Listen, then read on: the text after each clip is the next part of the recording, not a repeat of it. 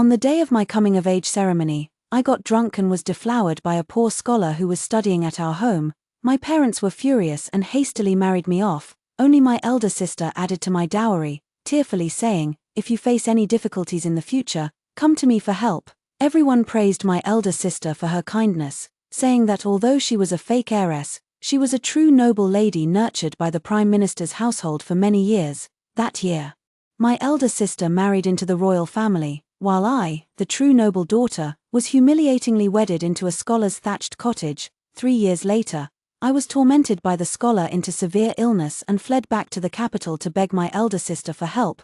By then, my sister was dressed in luxurious attire, radiant with glory, nestled in the arms of her husband, who had become the crown prince. Seeing me on the verge of death, she mocked me, "Little sister, don't you know yet? On your coming-of-age day, you drank the wine I handed you, which made you feverish and unable to resist, lured into bed by that scholar. You're the true daughter of the family. Once you come of age, how could the good marriage to the crown prince ever fall to me? I had no choice but to use some tricks." I died with bitter resentment, only to open my eyes and find myself back on the day of my coming-of-age ceremony. My elder sister was smiling as she offered me a toast. She had no idea that this glass of wine would become the cup of passion between me and her husband. Hello, everyone. Welcome to my channel. Subscribe us to read wonderful novels every day. Now the story begins. A love potion had been slipped into the wine. Once consumed, the potion would render a woman limp as spring water, while a man would turn beastly without timely release. His blood would reverse flow and lead to death. My sister was clever. She had coated the poison on the rim of the glass. In her previous life, she smashed the cup right after the toast, leaving no evidence, so the first thing I did upon rebirth was to switch her cup amidst the crowd. Then I guided her to offer the second toast to Prince Chen. Jiyu Zhou. Jiyu Zhou was the future crown prince, my sister's beloved, and my soon-to-be brother-in-law. I drank my sister's wine right in front of her, but the cup truly laced with aphrodisiac had actually been consumed by Prince Chen. Half a quarter hour later, in the rear courtyard side chamber, Prince Chen, who had slipped away alone to the garden to sober up, stumbled and fell into my arms. Indeed, his breathing was rapid, his entire body burning hot, exactly like the symptoms I had experienced after being dropped in my past life. I took the initiative to throw myself into his arms, and the Prince of Chen embraced me like a furnace clutching a block of ice, not only refusing to let go but immediately loosening his robes and belt. Eager for our skin to touch, the most terrifying aspect of the aphrodisiac was its power to strip a noble prince of all dignity and decorum, reducing him to submission before the most primal of desires. Yet I remained fully conscious, guiding him to a side chamber near the garden to avoid the other man who might come searching. Once inside the room, the Prince of Chen completely lost control, pressing me beneath him as he murmured my name against my face with slurred passion, Jinrong. Jiang Jinrong is my sister's name. Before I was recognized and brought back, Jiang Jinrong, as the only legitimate daughter of the first-rank general, was qualified to enter the palace as a study companion for the princes. During her time as a companion, she went to great lengths to win the affection of Prince Chen, finally succeeding in making him fall for her as well. My sister is madly in love with Prince Chen, and he harbors affection for her as well. In my past life, I always regarded Prince Chen as my future brother-in-law, never considering competing with my sister for a man as the true heiress. Now, I coyly yield to the fierce advances of my would-be brother-in-law. In this life, I will not only reclaim everything that belongs to me but also steal the man my sister loves most. My sister would never have imagined that the glass of wine she handed me would become the warm, passionate wine between me and my soon-to-be brother-in-law. After an intense hour, Jiyu Zhou, under the influence of alcohol, fell into a brief state of satiation and unconsciousness. At this moment, his body was flushed, his chest and neck covered with the ambiguous bite marks I had left. I admired the masterpiece I had created on my soon-to-be brother-in-law. The last time I scrutinized this man in such minute detail was in that cold winter of my past life, at that time, dragging a body covered in festering sores. I fled to the capital and knocked on the crown prince's mansion door. 3 years prior, I had married down to the impoverished scholar Duan Yuan, while my elder sister married up into the Prince Chen's household. 3 years later, I escaped from the scholar's grasp, dragging crippled legs and covered in syphilitic sores, arriving in the capital in utter wretchedness to beg for help. Meanwhile, my sister had risen in status along with Prince Chen, becoming the incomparably noble crown princess. As soon as she saw me, My sister buried her nose deeper into her snow-white fox fur coat. What filthy disease has my little sister caught? She recoiled in fear, whereupon Jiu Jiao stepped to her side, wrapping a strong arm around her to shield her tightly in his embrace while eyeing me warily and asking his subordinate, "Where did this beggar come from, daring to bump into the crown princess?" I stared blankly at this man. Jiu Jiao was dressed in a black and gold python robe. His jet-black hair tied up with a golden crown, and a jade belt cinching his wasp-like waist. His noble elegance was dazzling. Why could my sister marry such an incomparably noble and tenderly considerate husband, and yet I have to resign myself to marrying down to a poor scholar who gambles and womanizes? Clearly, I am the true daughter of the Prime Minister's household, while my sister is the fake daughter deliberately swapped by the wet nurse. By the time I was found and brought back to the Prime Minister's residence, Jiang Jinrong had already spent 18 years as the legitimate daughter of the household.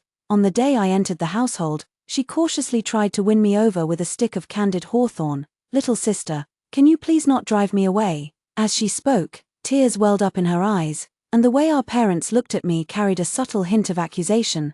The dove occupies the magpie's nest. And when the magpie returns, the other birds in the nest fear neglecting the dove. Just like now, my elder sister remains the pampered noble lady, while I, covered in filth, am no different from a beggar. Before the subordinate could respond, my sister spoke up to explain, "Your Highness, this is my younger sister Jiang Jinhe, who married into Songyang, the very one who got drunk at her coming-of-age ceremony 3 years ago and fooled around with that scholar."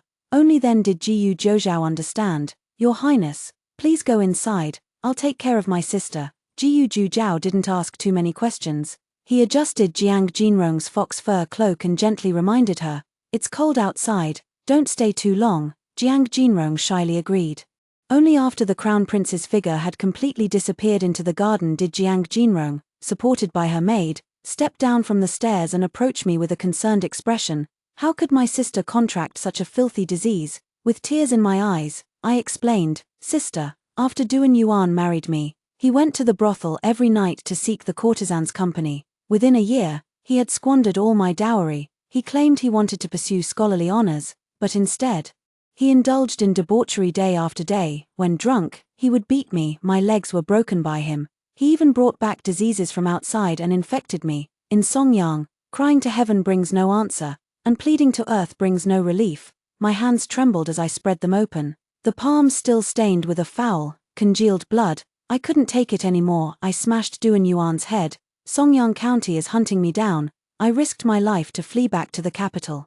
But my parents shut the door on me. Elder sister once said, "If little sister ever had nowhere to turn, I could come and beg for your help." I knelt down, clutching Jiang Jinrong's fox fur coat, weeping pitifully, "Sister, save me. Duan Yuan deserved to die. I don't want to pay with my life for him. These syphilitic sores all over my body, they hurt. They're so filthy. Please, sister, find me a doctor, help me seek justice, give me a way to survive."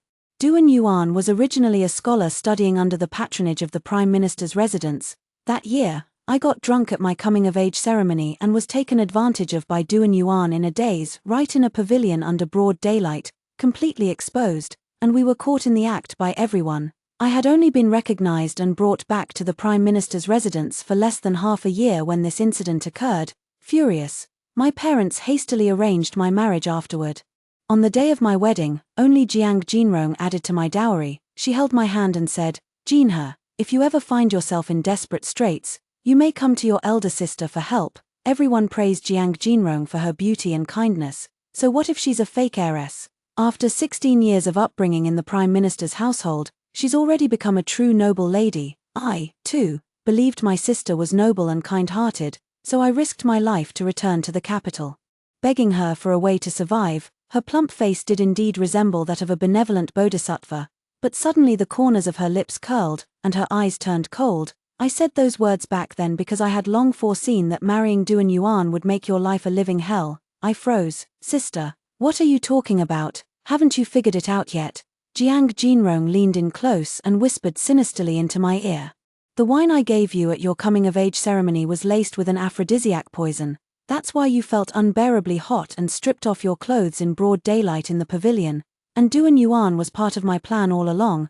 I had him wait in the rockery by the pavilion, ready to take advantage when you completely lost your senses." I timed it perfectly, bringing all the guests just in time to witness your disgrace, so on that day, everyone attending your coming-of-age ceremony took part in catching you in the act. Jiang Jinhe, your reputation was ruined, and you could never hope for a good marriage. Why? Jiang Jinrong suddenly grabbed my hair bun. Ever since you returned, I've become a laughingstock. I was once the pearl cherished in the palms of father and mother, but your appearance has turned me into the cheapest fish eye. The coming-of-age ceremony father and mother gave you was truly grand. All the dignitaries and nobles of the imperial city came to celebrate. You stole the glory that rightfully belonged to me. A girl is ready for marriage once she comes of age, and our parents will surely favor you, their own flesh and blood, if I don't resort to some tricks. This excellent match with the Prince of Chen's mansion will fall into your hands. Prince Chen has a boundless future.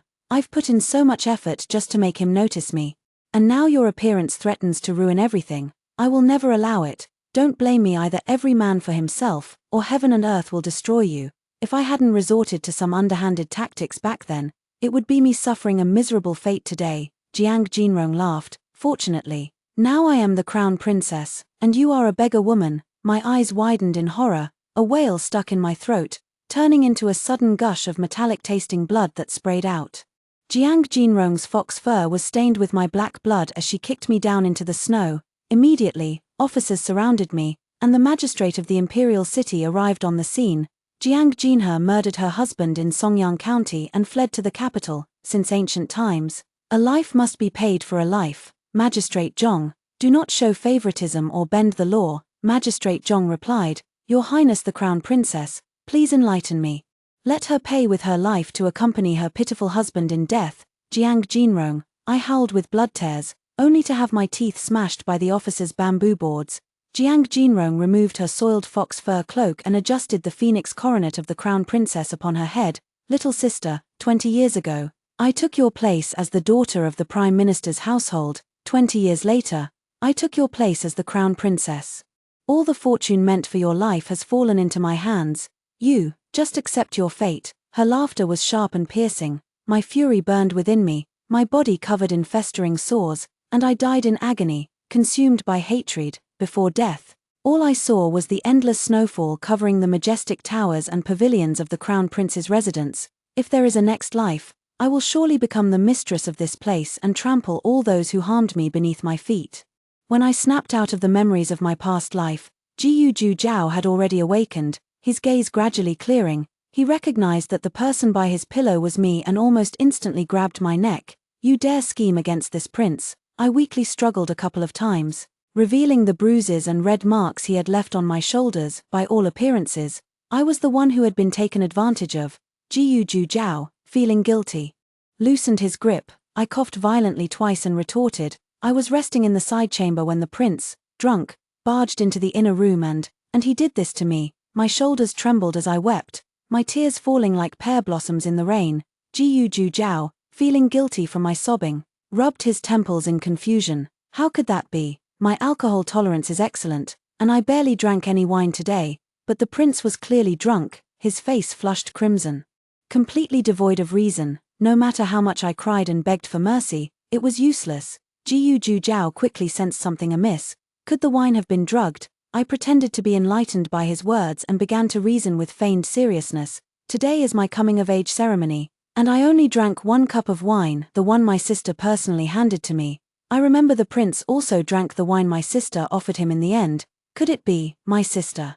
If it was truly my sister's deliberate scheme, neither I nor His Highness can stay here any longer. Jiyu Ju Zhao sternly defended. Absolutely impossible. Jinrong is kind-hearted and would never stoop to such despicable behavior. As soon as he finished speaking, the sound of people searching came from outside the house. First came my mother's anxious voice. Her Majesty the Empress is about to arrive. As the protagonist of today's coming-of-age ceremony, Jinhe must not be discourteous. Find her quickly. Next came Jiang Jinrong. Mother, I don't know if I should mention this. Just now, the maids saw Sister Jinhe entering the inner courtyard garden with an outsider. They've disappeared without a trace. Could they be meeting secretly in some pavilion or side room? In my past life, my coming-of-age ceremony did indeed alarm Her Majesty the Empress. The Empress and my mother were once close friends in their youth. Her attendance at my coming-of-age ceremony was essentially to assess me as a potential match for the Prince of Chen. The imperial court intended to arrange a marriage alliance between the Prime Minister's residence and the Eastern Palace, Crown Prince's household. Jiang Jinrong was originally the heaven-chosen consort for the Prince of Chen. Unfortunately, before the marriage could be formally settled, she was exposed as a counterfeit noble daughter, her birth mother being merely a dancing girl from a pleasure house. Though she wasn't expelled from the Prime Minister's residence, her current status was undeniably awkward. The royal family values bloodline purity above all else. To put it bluntly, Jiang Jinrong was the child of a woman of slave status. Though the Empress showed no outward reaction upon learning this, it undoubtedly left her somewhat unsettled inwardly. Her visit today was to assess the true heiress of the Prime Minister's household, to evaluate her appearance, character, and whether she was worthy of the position of Chen Prince's consort. Jiang Jinrong was aware of the Empress's thoughts, so she set up a trap with drugs, intending for the Empress to witness me, the true heiress, disheveled and lying beneath an outsider in the pavilion. In my past life, when the Empress saw this scene, she flew into a rage. My parents hastily married me off to prevent me from tarnishing the reputation of the entire Prime Minister's household. The more disgraceful I appeared, the more Jiang Jinrong could erase the stain of being a fake heiress.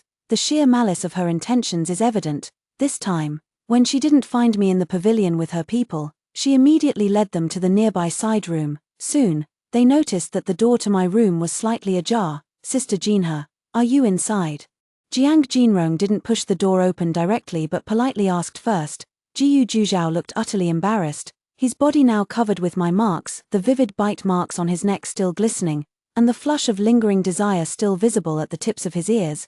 Don't worry, Your Highness, I whispered. I'll handle them. Your Highness can leave through the small window. Rest assured, not a single word of what happened today will leave my lips. Jiyu Juzhao was slightly startled. Then what about you? The precarious bed before them, with its damp and disheveled bedding, would make it obvious to anyone who glanced at it what had transpired here, even without a man present. With an innocent expression, I said, if this was just a simple case of drunken misbehavior, I'm sure my sister wouldn't hold it against me. I picked up the python robe that had fallen to the ground for Jiyu Juzhao, blinking my clear eyes as I spoke with an air of innocence and sincerity. Your Highness, this humble subject never intended to use this matter to coerce you into anything. Jiyu Juzhao looked at me with a completely new gaze. Little sister, if you don't agree, your elder sister will have to push the door open and come in. Jiang Jinrong's voice came through, aggressive and unyielding. Under Jiyu Juzhao's watchful gaze, I hastily threw on my outer robe and stepped out from behind the screen, saying, Sister, I'm a bit drunk and was resting here for a while. Is that so? Jiang Jinrong's tone carried a hint of sarcasm. Little sister, why does your voice sound so hoarse? Does drunkenness harm the throat? I feigned a couple of coughs. Perhaps the wine made me catch a chill. In that case, I must come in and take a look. With that, Jiang Jinrong pushed the door open from outside, accompanied by mother and several well-known noblewomen from official families. In my past life, it was this same group who came to catch me in the act. Flustered, I instinctively covered my chest, but it only drew their immediate attention to the marks on my body. The lingering damp heat in the room caused everyone's expressions to subtly change. The noblewomen exchanged knowing glances. My mother lowered her voice and scolded angrily. Jinhe, what have you done in here? Mother, I didn't do anything, I said, taking 2 steps back in a manner that only served to arouse suspicion, shielding the screen behind me. Jiang Jinrong's gaze was filled with aggression as she stared at the screen and me. Sister, could it be that you're engaging in some illicit affair with some wild man in this room? Sister, I don't know what you're talking about. Jiang Jinrong had always presented herself as cultured, reasonable, gentle, and considerate to the outside world, but at this moment, in her effort to crush me, she actually revealed a trace of exasperation, as if disappointed by my failure to meet her expectations. I warned you long ago that you should be strictly supervised upon returning to the mansion. Your foster mother was a dancing girl from a brothel, raised by her. You've been influenced by what you saw and heard. Could it be that, like those prostitutes, you can't go a moment without a man? Sister, no matter how unworthy my foster mother may be, she is still your birth mother. You should watch your words. Jiang Jinrong detested any mention of her true origins. Stung by my public remark, her expression darkened instantly. A mere prostitute, to be evaluated by my golden words, consider it her posthumous glory. In my past life, when I was framed in the pavilion, I was so terrified that I could only weep and beg. At that time, Jiang Jinrong comforted me with a kind and gentle face, which led me to believe she was a good elder sister all along. Now, all it took was a few words of retort from me to provoke her true nature. Daring to engage in illicit relations at your coming-of-age ceremony, no wonder your voice is hoarse. Jiang Jinrong pressed aggressively. Who is the adulterer? Sister, how can you slander my innocence without any evidence? My voice trembled on the verge of tears, the ending soft and delicate. Jiang Jinrong thought I was crying out of guilt, but in truth, my tears were meant for Jiyu Zhoujiao alone. My foster mother was once the unrivaled courtesan in her youth. She taught me that to capture a man's heart, even crying requires skill. Sister insists I have a lover, and brings so many noble ladies with her. Could this be a premeditated attempt to catch me in the act? I desperately shielded the screen. Today, I was inexplicably drunk and unconscious. Was this sister's doing? Jiang Jinrong was struck to the heart by my words and grew somewhat frantic. Whether you're innocent or not will be clear once we see if there's a lover behind that screen. Move aside. She pushed me away with her hands, and in my delicate state, I fell, bringing the screen down with me. With a loud crash, the disheveled bed curtains revealed a man indeed sitting upright on the bed with his back turned. My sister gloated with schadenfreude, but I felt a wave of relief wash over me. He truly couldn't bear to leave me alone to face this mess. At least he's a man who takes responsibility. The crowd gasped in shock. Jiang Jinhe really was meeting a man in secret. To do such a thing during her coming-of-age ceremony, what a disgrace to the Prime Minister's household. My mother also screamed, Jinhe, you truly are worthless mud that can't be propped up. Who is this adulterer? No, mother. I knelt on the ground, flustered as I tried to explain. Jiang Jinrong had already walked to the bedside, confident and composed. Who the adulterer is, I'll see with my own eyes and know for sure. Turn around. She was practically commanding the man on the bed. The man remained motionless. I crawled on my knees to Jiang Jinrong's feet. Sister, this is all my fault. At worst, I'll hang myself with a white silk rope. But please don't make things difficult for him. Move aside. Jiang Jinrong kicked me away, thinking the man before her was the scholar Duan Yuan she had arranged. The scholar daring to disobey her orders, her heart burned with inexplicable fury. She pressed a hand on the man's shoulder, her tone growing even harsher. I told you to turn around. The man finally turned around, his sharp brows and eyes exuding a dark, oppressive authority and anger as he coldly stared at Jiang Jinrong. The adulterer is this prince. Are you satisfied now, Jinrong? Jiang Jinrong widened his eyes in terror. Why, your highness? Someone was the first to react.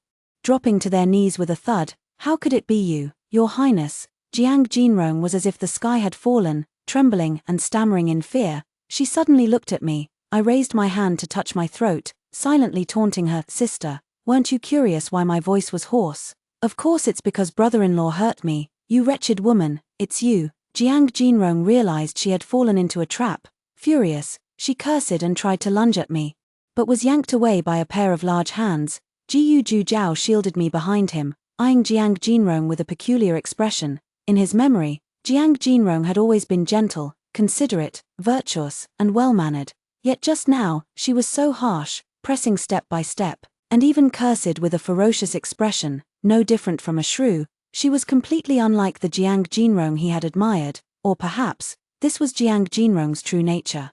He grew up in the imperial palace and had seen too many scheming, two-faced people with smiling faces. Could Jiang Jinrong be one of them? Jiyu Zhoujiao's gaze was chillingly intimidating. Under his scrutiny, Jiang Jinrong suddenly realized her impropriety and quickly knelt down, adopting her most practiced look of innocence. Your highness, this concubine was only afraid that you might be drugged and framed, which is why I acted so hastily and lost my composure. Jiang Jinrong declared with certainty, I have studied with his highness for many years and know him best. He has always been disciplined and courteous, able to drink 1,000 cups without faltering. How could he possibly be so drunk as to lose his composure today? Someone must have drugged the wine, with ill intentions. Tears welled up in the corners of my eyes. Sister, your insinuations, are you trying to falsely accuse me of drugging Prince Chen? You're still pretending, Jiang Jinrong. Seeing me cowering behind Jiyu Zhoujiao, was furious. If not you, then who else could it be? The only one who benefits from this is you, Jiang Jinhe. Proving it is simple, just call a physician to take the pulse. We'll see if the prince has been poisoned. Jiyu Zhoujiao also thought the same. To ensure fairness, he sent his trusted aide directly to the front hall to summon physician Li from the banquet. This incident thus alarmed all the guests present that day. Physician Li took Jiyu Jujiao's pulse and quickly reached a conclusion. Your Highness suffers from an imbalance of yin and yang, with excessive internal heat, a clear sign of aphrodisiac poisoning. It appears you have been afflicted by a potent and lewd toxin. If this poison is not alleviated in time, it may lightly damage one's foundation, or severely cause a reverse flow of qi and blood leading to death. Who would be so vicious as to dare to drug a prince? When the imperial physician described the effects of the poison, Jiang Jinrong remained completely unfazed. From the moment she decided to drug me, she sought only two outcomes: either I would die in a wretched and sudden manner, or be caught in bed with someone, utterly disgraced. But these underhanded tricks have now been turned against the man she loves most. The room was already packed with people. The general, who had always been on close terms with the Prince of Chen's household, said, "Your Prime Minister's residence must have a death wish, daring to use such methods against His Highness the Prince of Chen. Your Highness, please calm your anger." My parents knelt on the ground. Regardless of who administered the drug, the Prince of Chen had nearly suffered an incident at the Prime Minister's residence. "Father, Mother, you need not apologize. His Highness the Prince of Chen is benevolent and virtuous, and would never implicate the innocent." Jiang Jinrong, assuming the demeanor of the hostess, spoke on behalf of the Prince of Chen. "The most urgent matter now is to identify the one who administered the poison." She fixed her gaze intently on me. "Jinhe, do you dare to let the imperial physician examine your pulse as well?" I gripped my own wrist and asked warily, "Sister, what do you mean by this? If you were also poisoned with lust, it would be somewhat understandable, but if your pulse is normal and you're not poisoned, it means you were fully conscious the whole time. A proper young lady, when encountering a delirious prince, should call for the imperial physician and seek a remedy, not lure him into bed. By doing this, little sister, aren't you just trying to cling to the Chen palace and become the Chen princess consort?" Jiang Jinrong reached out to straighten my collar, disdainfully exposing me. "Stop pretending as if you were violated against your will. It was clearly your intention all along. You just wanted to force Prince Chen to marry you on your coming-of-age ceremony day, didn't you? That drugged wine harmed Jiyu Jujiao." So Jiang Jinrong concluded that I hadn't drunk that cup of wine. Her gaze at me was overflowing with unmistakable murderous intent. Even if her scheme was exposed, she was determined to crush me in this game. Clutching my wrist, I took 2 steps back and vehemently denied. I didn't drug the prince. I'm a victim too, if you didn't do it."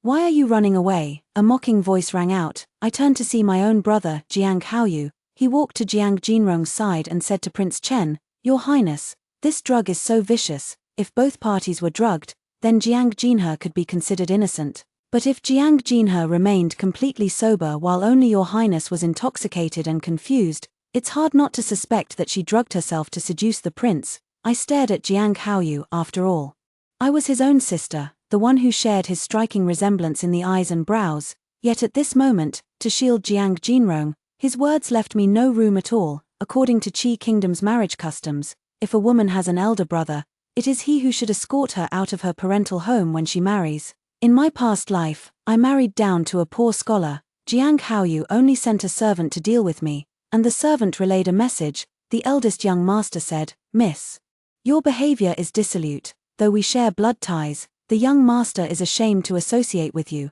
After your marriage, you'd better behave yourself." Later, when Jiang Jinrong got married, Jiang Haoyu not only escorted her all the way but was also said to have cried until his eyes turned red. Heartbreak happens in an instant. As for these so-called blood relatives, I had long since given up on them. I can only ever rely on myself. As soon as Jiang Haoyu spoke, voices of support for Jiang Jinrong rose one after another from the surrounding crowd. The county princess of the Qi family sneered, knowing full well that Prince Chen and Jinrong are deeply in love. With only an imperial decree of marriage missing, this Jiang Jinhe must have drugged the prince to steal this advantageous match, hoping to force him into marriage by making it a done deal. The heir of the He family mocked, though blood ties are precious. Having been lost for 18 years and raised by such people, this biological daughter truly can't compare to a genuinely noble lady like Jinrong, who was meticulously cultivated. The young master of the Zhong family raised his voice. "Jiang Jinhe, stop pretending. Confess honestly, did you drug the prince just to steal Jinrong's marriage arrangement, and on your own coming-of-age ceremony, no less? How shameless can you be?" These 3 came from noble families and, alongside Jiang Jinrong, were collectively known as the 4 noble gentlemen of the imperial city. When I was first recognized and brought back to the capital, these three lured me to the Jade Pavilion, claiming they wanted to host a banquet in my honor. Halfway through the meal, all these young nobles from prestigious families found excuses to leave, leaving me alone to foot the bill.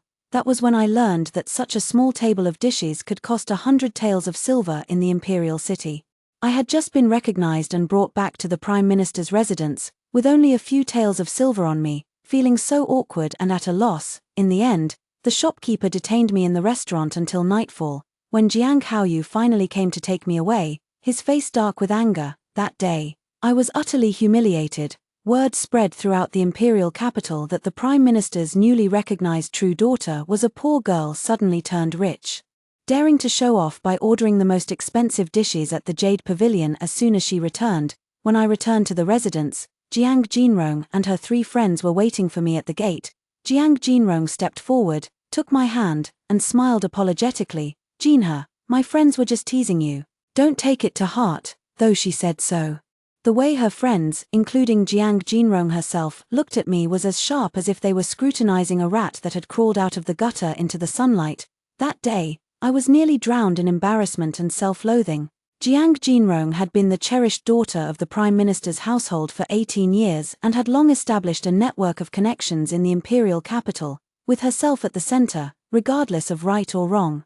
These noble young masters from prestigious families would unconditionally defend Jiang Jinrong. Just like now, they all spoke at once, leaving me no chance to argue. The noble ladies and court officials nearby also looked at me with subtle gazes, as if they were certain this was the truth. Jiang Jinrong, who had the upper hand, gently persuaded, "As a woman myself, I understand your thoughts. You were raised outside the family since childhood, and your foster mother was a prostitute.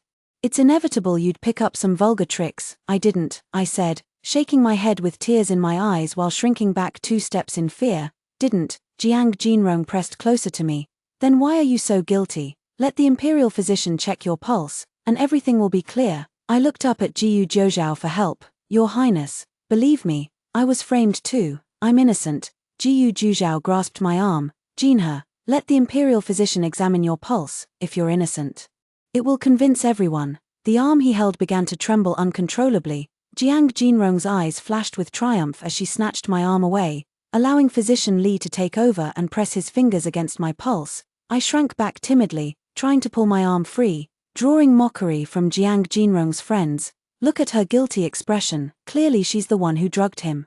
No doubt about it, women raised in brothels are all the same, throwing themselves at men's beds, thinking they can turn into phoenixes by climbing the social ladder. How laughable. "Chancellor Jiang, with all due respect, Jinrong's character is 100 times nobler than your own daughter's." Silence. "The matter is not yet settled. Who gave you permission to gossip like this? Did you learn no manners at all during your time as palace companions?"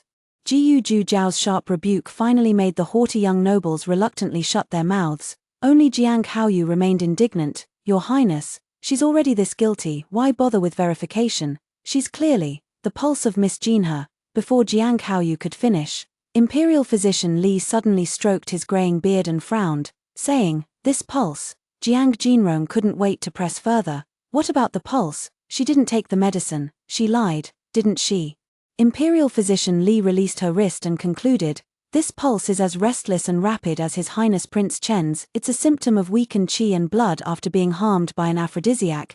Jiang Jinrong was shocked. "What did you say?" The previously noisy noble children, along with Jiang Haoyu who was eager to convict me, were all frozen in place. Imperial Physician Li delivered the final verdict.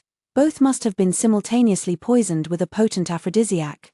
And Miss Jinhe's symptoms are more severe than the prince's. During an episode, one is inevitably unconscious, with thoughts and actions beyond control. If grave mistakes are committed in such a state, it is truly innocent. Jiang Jinrong flew into a rage. "How is this possible? It can't be. The imperial physician must have misdiagnosed." Physician Li stroked his beard and said, "This old man has served in the imperial hospital for over 40 years. Yet this is the first time someone has questioned my medical expertise." Jiang Jinrong was utterly embarrassed and immediately turned her accusations toward me. "If you have nothing to hide, why are you so nervous? Why did you dodge when the physician tried to take your pulse?" "I hid because, as I spoke, I rolled up my sleeve, revealing bruises and red marks left from intimate moments all over my arm." I glanced at everyone present, my tone innocent. I was afraid the imperial physician would discover these marks during the pulse diagnosis, which would tarnish the prince's reputation and be unbecoming of a noble lady's dignity. I glanced at Jiang Jinrong and her 3 friends with a provocative look. Don't you think so? These marks included both bite marks and bruises, all masterpieces of Jiyu Zhou's loss of control. Jiyu Zhou looked rather ashamed. He raised his hand to shield me in his embrace, pulled down my sleeve, and then unfastened his own outer robe to cover me completely. I was completely enveloped in his outer robe, breathing in the faint sandalwood scent of Jiyu Zhou. The group that had been the most vocal earlier panicked. She really was innocent. Then who was the one who drugged the drink? Could there be an assassin at the banquet? I think I just saw Jin Rong offering wine to the prince and the real young lady. Jiang Jinrong was already in disarray when Jiang Haoyu stepped forward and said, Even if Jiang Jinhe was also drugged, it could be that she threw herself into the game for the glory of the Chen Palace, taking a dangerous gamble. I gave Jiang Haoyu a cold look. Truly my own elder brother. He had guessed all my thoughts. I had indeed taken the drug as well, but only after luring Jiyu Zhou into bed. The drug Jiang Jinrong gave me was the most potent aphrodisiac. In my previous life, when I married the scholar, I accidentally fell from the bridal sedan chair, injuring my palm and drawing blood. The doctor who treated my wound bandaged it and said the smell of my blood was unusual, asking if I had taken some strong aphrodisiac for the wedding night. This drug has a vulgar name, Mandarin duck match, originally used in folk practices to breed livestock. Used on humans, its effects are too intense and toxic. Once taken, regardless of gender or status, it can force a pair to mate. Matching Mandarin ducks is, to be precise, a type of aphrodisiac poison. If it remains in the human body, it would take at least 10 days to half a month to be completely expelled. The barefoot doctor kindly reminded me, when the drug takes effect, the blood of the affected person becomes toxic. So, when Jiyu Zhou was under the influence of the drug, I clung to his neck and bit him hard, drawing blood. To avoid appearing deliberate, I also broke the skin on other parts of his body. I sucked the blood from his body as if drinking poison. At that moment, I was like a demon from hell, clinging to a noble deity, vilely sucking his blood in the name of salvation. Those who have died once will stop at nothing to survive. Midway through this carnal union, my love poison also began to take effect. By the time Jiyu Zhou was satisfied, the aphrodisiac in my body was still raging. Though I could restrain it, the pulse condition was easily confused, making the imperial physician believe that both Jiyu Zhou and I had been drugged simultaneously, with me suffering more severely. Thus, I became the perfect victim. Facing Jiang Haoyu's accusations now, I tearfully countered with a question. Are you saying that in order to cling to the royal family, I would willingly sacrifice my purity and risk my life by poisoning myself with a heavy dose of aphrodisiac poison? Does such greed and foolishness truly exist in this world? Or is it that in your eyes, I am truly such a despicable person? Jiang Haoyu was left speechless by my words. I then turned to my parents and asked, in your eyes, am I really such a wicked person? Father, mother, I am your own flesh and blood, the daughter who shares the same blood as you. When Jiang Jinrong slandered me, wasn't he also slandering everyone in the Jiang family? The erudite prime minister, questioned by me, shamefully lowered his eyes. While the dignified matriarch's gaze toward me was instantly filled with guilt, no one in the room dared to speak further, and an unusual silence fell. At this moment, I walked over to Jiyu Zhou's side. Do you still remember what I said, my lord? You and I both drank the wine offered by Jiang Jinrong. Jiang Jinrong, standing nearby, suddenly turned deathly pale. The wine I offered was not poisoned. She forced herself to appear calm. Drugging someone doesn't necessarily require spiking their drink these days, it could be on the utensils too. I told Jiyu Zhou, Your Highness, just have someone bring the wine pot and cup she used when toasting, and we'll know the truth with a simple check. Jiang Jinrong visibly panicked, pleadingly asking Jiyu Zhou, Your Highness, do you doubt me? We've known each other for years, surely you understand my character. Jiyu Zhou said solemnly, Jinrong, as for your character, I indeed need to reconsider it further. Jiang Jinrong's expression stiffened, her shoulders slumping. If Jiang Haoyu hadn't supported her, she would have collapsed to the ground by now. Even if the trick with the cup is discovered, she wasn't the only one who handled that set of wine vessels during the coming-of-age ceremony. There's no guarantee the blame can be pinned solely on her. She took a deep breath and steadied herself.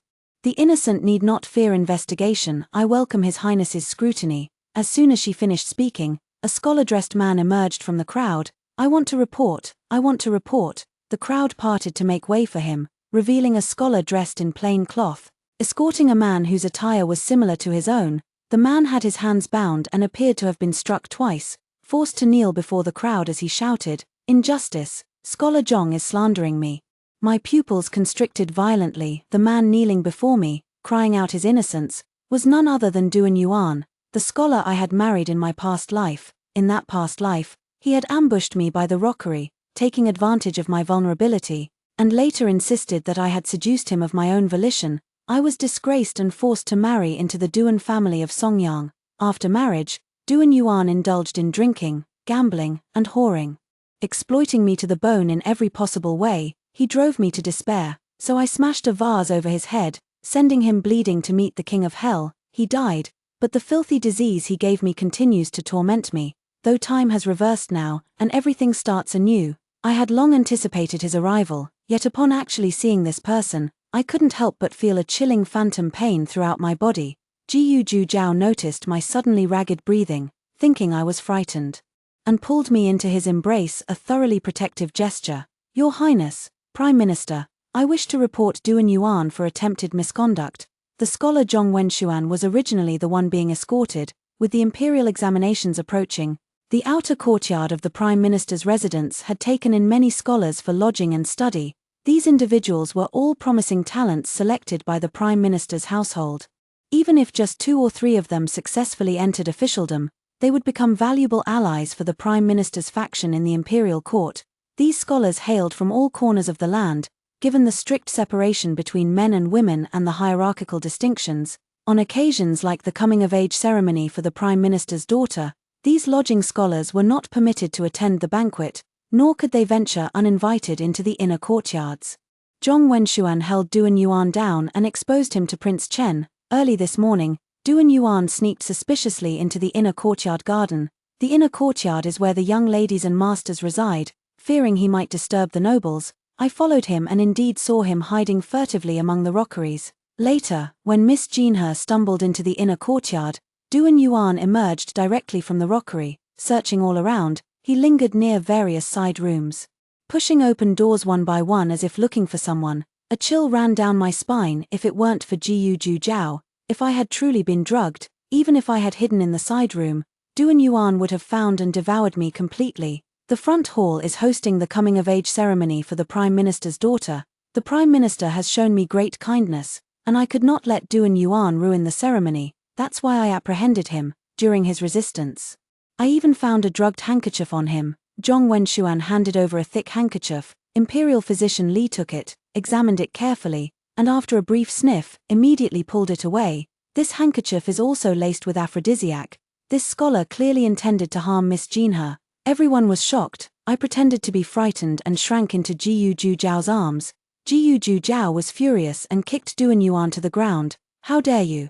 Who ordered you to commit such despicable acts in the Prime Minister's residence?" Seeing the situation exposed, Duan Yuan immediately looked at Jiang Jinrong, who panicked. "Why are you looking at me?" Duan Yuan's eyes darted around slyly. "In my past life, I was married to him for 3 years. I know him well, stupid and wicked to the core. At this point, he would definitely betray Jiang Jinrong as the mastermind to save his own skin.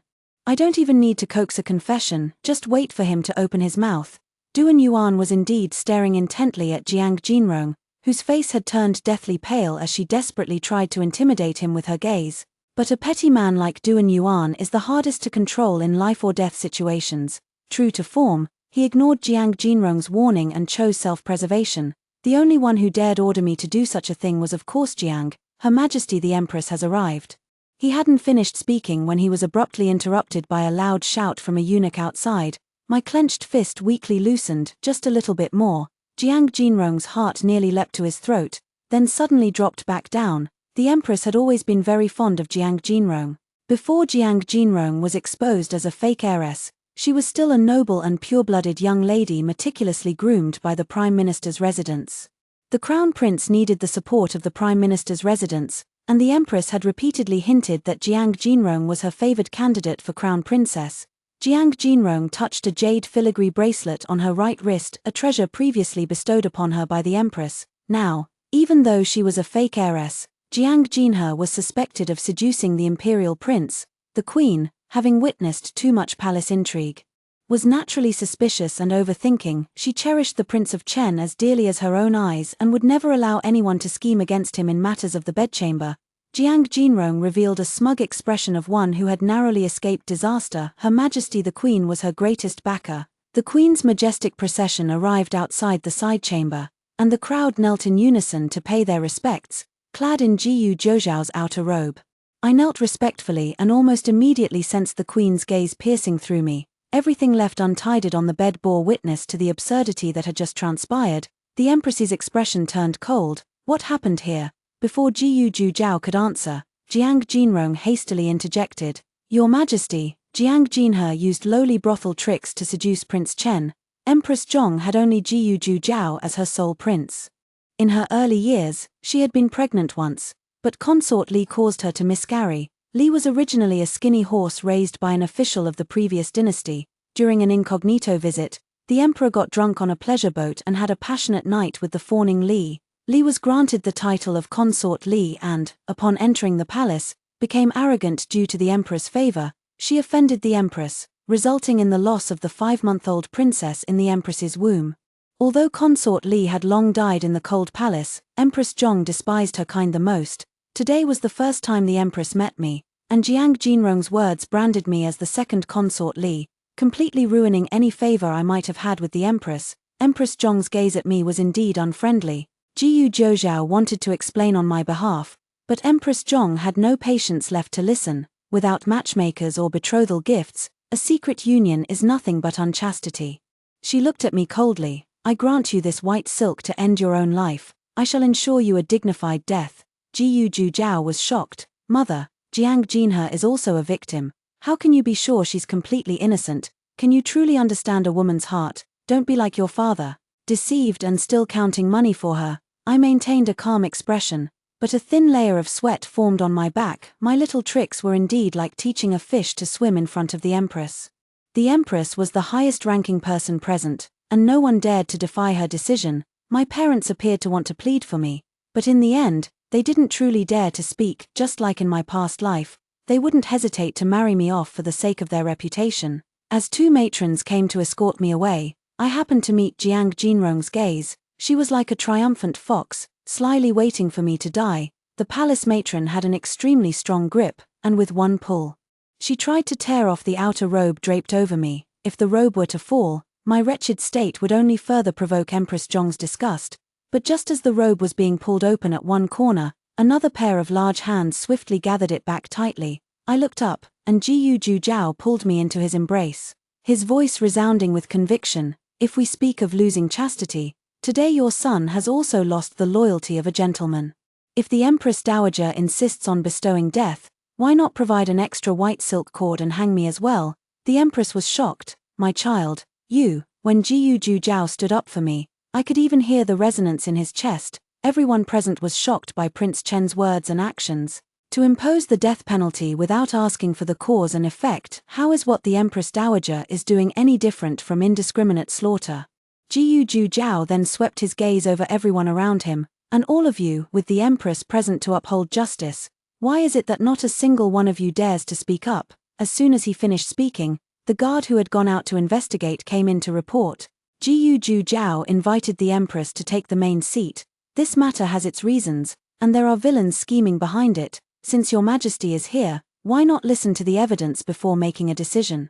The Empress had no choice but to take her seat. The guard, holding the wine set, reporting to Her Majesty and Your Highness, there are indeed traces of poison on the wine vessel Jiang Jinrong used for the toast today. After examination by the imperial physicians, the poison was identified as the potent folk drug paired mandarin ducks, originally used in folk practices for livestock breeding. The reason for the inappropriate behavior of Your Highness and Miss Jiang today is entirely due to this substance. All eyes turned toward Jiang Jinrong. Jiang Jinrong quickly cried out in denial. Someone must be framing me. These wine vessels have passed through so many hands. Your Highness, Your Majesty, I too have been set up. The Empress's earlier fury had been forcefully suppressed by Jiyu Zhou. Now, With her rationality restored and hearing the imperial physician say that the aphrodisiac poison nearly cost Jiyu Zhozhao his life, she grew stern. Jinrong, could it be that you're the thief crying stop thief, your majesty? I didn't. Jiang Jinrong knelt on the ground, utterly at a loss. Babbling incoherently, the crowd looked at her as if she were a clown on stage. Her three aristocratic friends fell silent at this moment. I had thought Jiang Jinrong was surely doomed, at this moment. Jiyu Zhozhao let out a low sigh. The truth is plain as day. Scholar Duan Yuan harbored lustful intentions toward the Prime Minister's daughter, sneaked into the inner courtyard, and drugged the wine. I abruptly looked up from his embrace as Jiyu Zhozhao issued an unyielding command: drag Duan Yuan away, castrate him, then take him to be hanged. Upon hearing this, Duan Yuan immediately began cursing. I was just following orders. The mastermind is Jiang. Before he could finish speaking, the guards smashed his tongue and teeth with a club, leaving him unable to utter a single clear word. I quickly interjected, it's not that simple. The mastermind behind the scenes is Jiang Jinrong. Why pin all the blame on Duan Yuan? Jiyu Zhozhao's hand on my shoulder suddenly tightened, a gesture of restraint and warning. I was taken aback, seeing him staring at the disheveled and panicked Jiang Jinrong on the ground. From today onward, Jiang Jinrong is confined to reflect on her mistakes. Without my order, she is not to take a single step out of the pavilion. I understood Jiyu Zhozhao had pinned all the blame on Duan Yuan just to protect Jiang Jinrong. For this, he didn't hesitate to destroy all the evidence I had painstakingly gathered. Then suddenly I was dragged before the Empress and forced to kneel. Mother Empress, Jiang Jinhe inadvertently helped me resolve the aphrodisiac poison. Since she is innocent, I am willing to take responsibility for her. The Emperor has long intended for the Prince of Chen's residence to form a marriage alliance with the Prime Minister's household. Since Jiang Jinhe is the true daughter of the Prime Minister's family, the marriage contract shall be fulfilled by her. The Empress was startled. Zhozhao, what do you mean? Jiyu Zhozhao tightly held my hand and declared loudly before everyone. This prince will follow all proper rites, 3 letters and 6 etiquettes, to formally and honorably marry the Prime Minister's daughter, Jiang Jinhe, as the princess consort of Chen. By doing this, Jiyu Zhozhao could both preserve my reputation and eliminate the Queen's intention to kill me. The Crown Prince needed the support of the Prime Minister's civil officials. The Queen knew Jiang Jinrong was not innocent in this matter and grew disgusted with her. In the end, she relented and agreed to let Jiyu Zhozhao personally request the Emperor's decree for their marriage. The farce of the coming-of-age ceremony finally came to an end. After the Empress returned to the palace, I overheard the conversation between Jiang Jinrong and Jiyu Zhozhao in the pavilion. Jiang Jinrong was weeping like a pear blossom bathed in rain. Are you angry with me, my prince? It was I who shared mutual affection with you. How could you say today that you want Jiang Jinhe to be your princess consort? Do you know who raised Jiang Jinhe when she was left to fend for herself? Her methods are filthy, and today you've all been deceived by her. Jinrong, even now, you still dare to lie to this prince. Jiyu Zhozhao held a white porcelain cup up to Jiang Jinrong's face, and her tearful expression froze. The rim and the base of the cup have been laced with poison. The imperial physician said any liquid poured into it would instantly turn into a potent aphrodisiac. Putting poison in the wine is too easily detected, so you chose to tamper with the cup instead.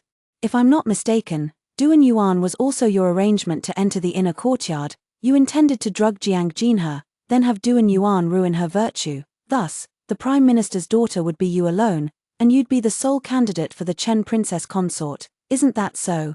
The evidence was irrefutable, and Jiyu Zhozhao was a clever man. He quickly saw through all of Jiang Jinrong's schemes. Your Highness, Jiang Jinrong's dark intentions were laid bare under the sun, and she felt a chill run down her spine under Jiyu Zhozhao's piercing gaze. You made a red mark at the bottom of the wine cup, but it was too subtle. You even mixed up the cups and offered the poisoned wine to me as well. That's why we have this fast today, Jinrong. You even thought to use my mother's hand to take Jiang Jinhe's life. What a clever scheme of killing with a borrowed knife. Jiang Jinrong, how dare you have the audacity to use the royal family to plot a murder? No, no. Your Highness, Jiang Jinrong knelt in terror. I truly intended to drug Jiang Jinhe, but only because she and Duan Yuan were already secretly involved. I merely wanted to help them fulfill their wishes. Jiang Jinhe even said she wanted to elope with Duan Yuan. I was just giving them the opportunity on her coming-of-age ceremony day. Even if the truth came out, she was determined to drag me through the mud. These words, half-truths and half-lies. would sow doubt in others' minds even if they didn't fully believe them. I never thought to scheme against the prince, how would I dare? It was Jiang Jinhe. She switched the cups during the chaos. That's why you were harmed, Your Highness. She tightly clutched the hem of Jiyu Zhujiao's robe. Your Highness, I have admired you for years, dreaming of becoming your lawful wife. How could I bear to harm you? All of this was caused by Jiang Jinhe. She's the one who framed you, Your Highness. Even now, you still refuse to repent. With a loud crash, Jiyu Zhujiao smashed the white porcelain cup in his hand to pieces. The guards have thoroughly investigated. You were the only one who handled that set of wine vessels from start to finish. And as for Duan Yuan, a Jiang family banknote was found in his room, stained with the Chilan fragrance you've used since childhood.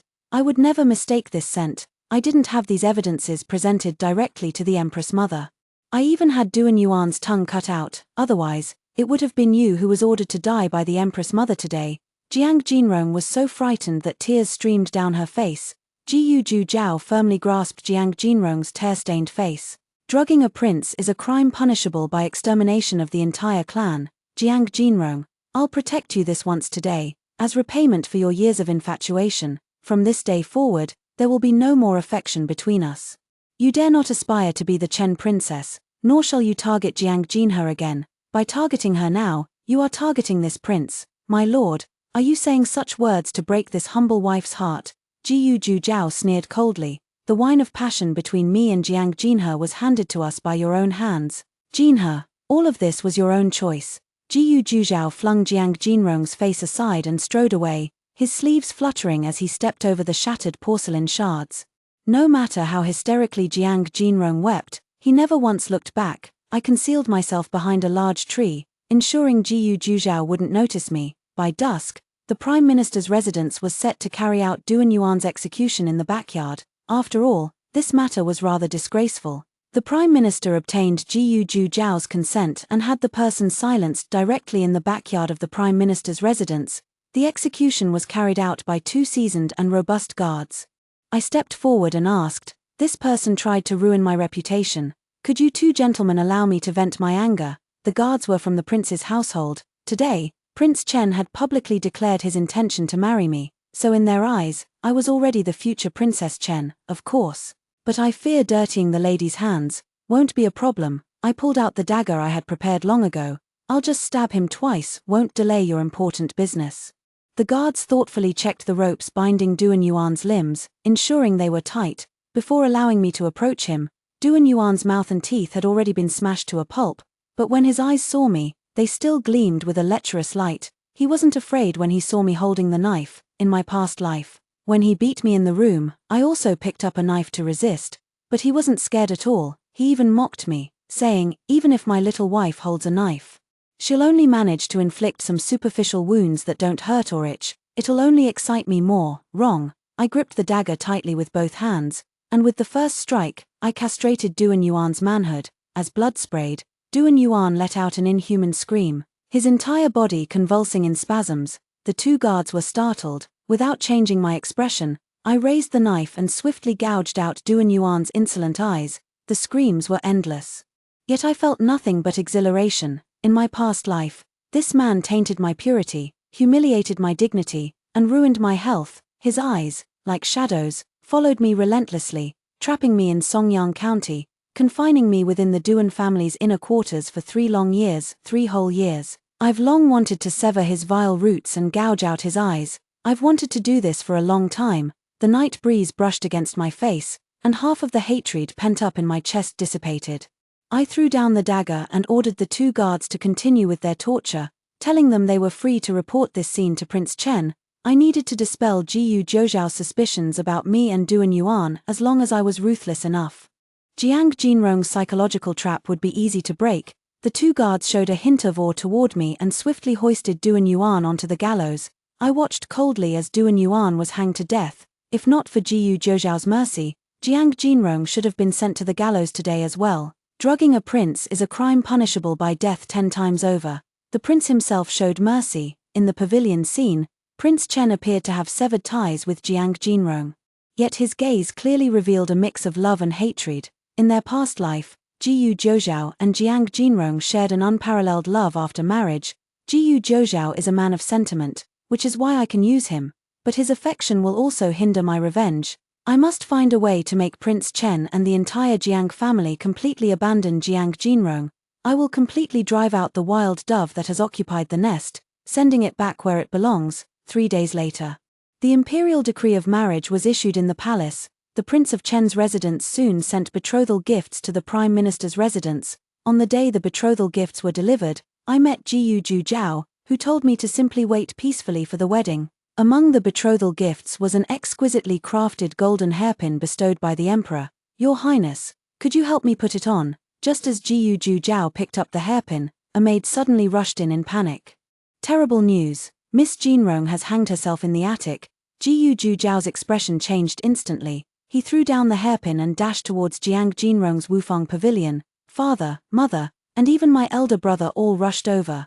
I picked up the golden hairpin from the plate. It was supposed to be my special day. Yet everyone went to care about Jiang Jinrong. When I arrived at Wufang pavilion, Jiang Jinrong was sobbing in Jiyu Zhao's arms, pounding his chest and saying she didn't want to live anymore, that she had no face left to live, and that she should atone with her death. A white silk ribbon lay beside her, yet there wasn't even a single mark of strangulation on her neck, faking suicide, yet not even acting convincingly. Such a clumsy performance, yet it made everyone's heart ache. The Prime Minister said, "Why must you be so desperate?" The mistress said, "Jinrong, you still have your parents. We all treat you as our own daughter. If you make mistakes, we are willing to help you correct them." Jiang Haoyu also said, "That's right, even if the sky falls, your brother will be there to hold it up for you. So this is what it feels like to have someone always having your back. In my past life, when I was disgraced, these blood relatives couldn't wait to cast me aside. Such comforting words, they never once spoke them to me." Jiang Jinrong looked at Jiyu Zhao with tearful eyes.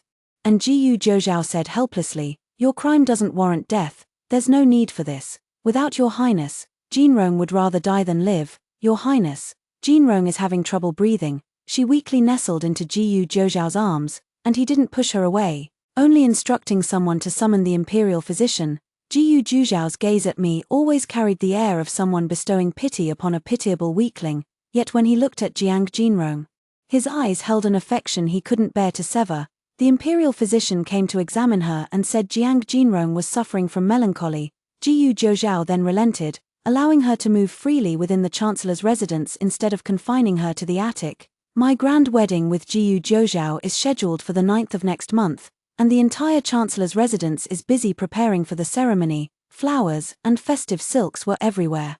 But Jiang Jinrong only grew more sullen at the sight of them. 3 days before the grand wedding, as I was in the courtyard examining the designs for the wedding candies, Jiang Haoyu suddenly stormed toward me in a rage. "Why did you have the wedding candies delivered to Wufang Pavilion? Are you deliberately trying to upset Jinrong?" I explained innocently. "Brother, I just wanted her to taste the wedding candies too. The imperial physician said she's been brooding.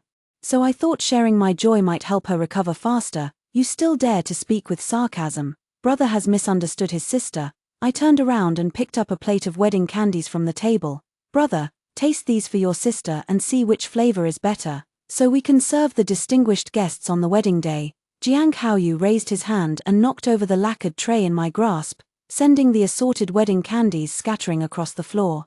"Who wants to be tainted by your bad luck?" With those words, he flung his sleeve and stormed off. Daya stepped forward to pick up the candy for me, but I told her not to bother. "Go tell father and mother that my brother had a fight with me today." Though Daya didn't understand my intentions, she still did as I asked. By noon, the entire Prime Minister's residence knew that Jiang Haoyu had quarreled with me over Jiang Jinrong. In the evening, Jiang Jinrong came to see me dressed in simple elegance, putting on the delicate airs of a sickly beauty. She said meekly and kindly, "Jinhe, my elder brother argued with you today because of me. I've already scolded him for it." I lazily remarked, "You two really share a deep sibling bond. After 18 years in this family, even if we're not blood related, we're closer than real siblings." Jiang Jinrong smiled and took my hand. "It was all my fault before, wanting too much. But after this illness, I've come to understand many things. Your brother is waiting for you at Yuyan Pavilion and wants to apologize to you in person. For the sake of our sibling bond, you shouldn't refuse him. I know you have some misunderstandings about me, but if I don't go, I fear I'll be labeled as disrespectful to my elder brother. You don't understand, the royal family places great importance on reputation.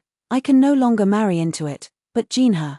You mustn't disgrace the Prime Minister's household either. I hesitated, staring at her. Jiang Jinrong laughed and said, "This is the Prime Minister's residence, your home. Are you afraid I'll devour you? Fine, I'll go with you to see brother." I followed Jiang Jinrong to the Jade Swallow Pavilion in the inner courtyard. The Jade Swallow Pavilion was hidden in the bamboo grove of the garden, with few people around except for the bamboo.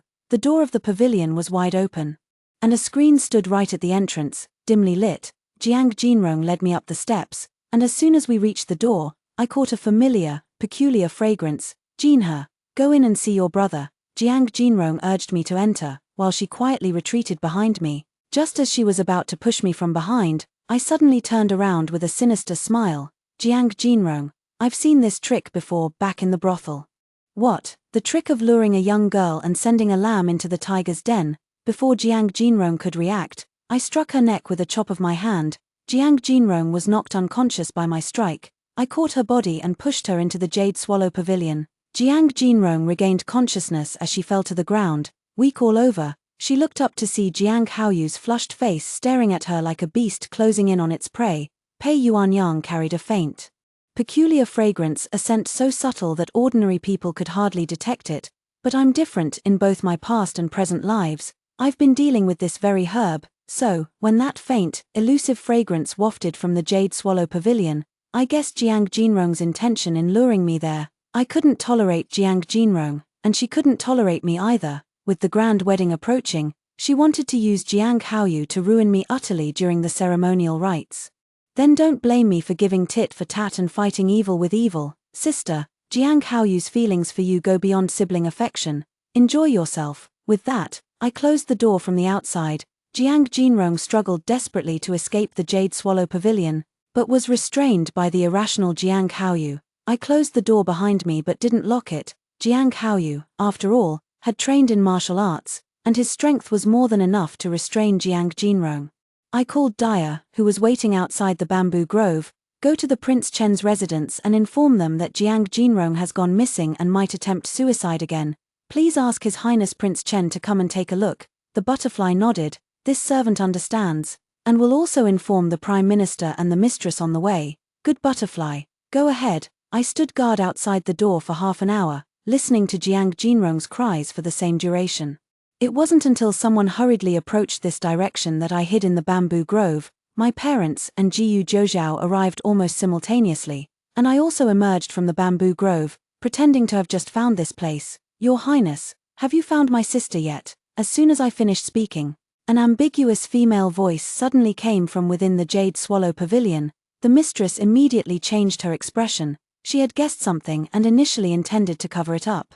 "Your Highness, Jinrong should be resting in the Jade Swallow Pavilion. Matters of the inner household, perhaps it would be best to leave them to me." Her words were abruptly cut off by Jiang Haoyu's low growl. The matriarch and the Prime Minister instantly paled. Both rushed forward and pushed open the door, only to see their son on the bed, utterly inseparable from their adopted daughter, lost to the world. "Ah!" The Prime Minister let out a furious cry of despair. The mistress rushed forward to pull Jiang Haoyu away, but he remained deeply engrossed. Trembling with rage, the mistress exclaimed, "Jiang Jinrong, how dare you lure my son into such acts? Have you no gratitude for our years of raising you?" Jiang Jinrong hastily stood up to explain, but suddenly turned deathly pale, for she saw Jiyu Zhoujiao standing at the doorway, his gaze icy and fixed on the scene. "Your Highness, no, Your Highness, please listen to my explanation."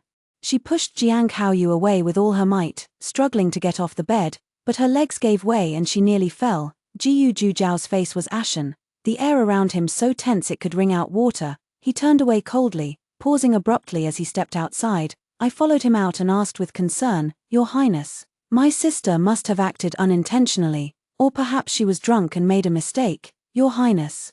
Jiyu Zhoujiao suddenly clutched his chest and violently spat out a mouthful of blood. This was a sign of rage affecting the heart. Now, he should be completely despaired and heartbroken towards Jiang Jinrong.